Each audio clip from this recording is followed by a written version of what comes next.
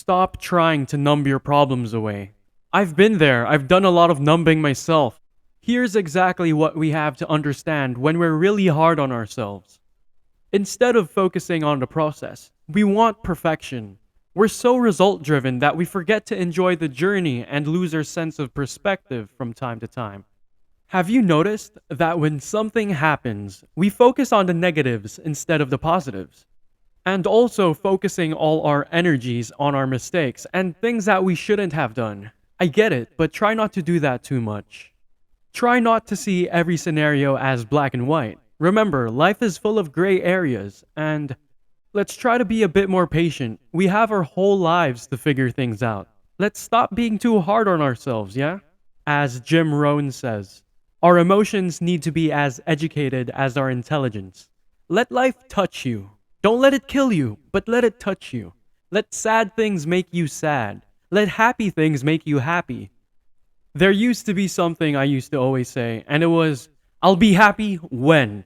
I'll be happy when I lose the 10 pounds. I'll be happy once I get this car, or once my bank account reaches a certain number, or once I get this relationship. Then I'll allow myself some happiness. Problem is, the finish line always moves. The other part is, if I take a day off, if I take a rest, I'll lose my momentum. Delayed gratification, essentially, right? In other words, if I could just wire myself with enough pain all the time, I won't lose my drive or ambition.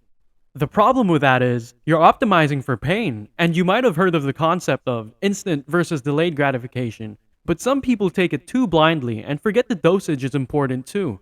Because there's a science to how the brain works. There's no relationship between you feeling complete pain and losing drive. In fact, if you start rewarding yourself after small accomplishments instead of neglecting tiny wins that leads you to your goals, your resistance is going to be much weaker and your discipline and motivation is going to be much stronger. The dopamine hit that you get when you do something successful, if you constantly cheat yourself out of that dopamine hit, biomechanically, you're wiring your brain that it isn't worth pursuing because there's not much rewards you're getting out of it.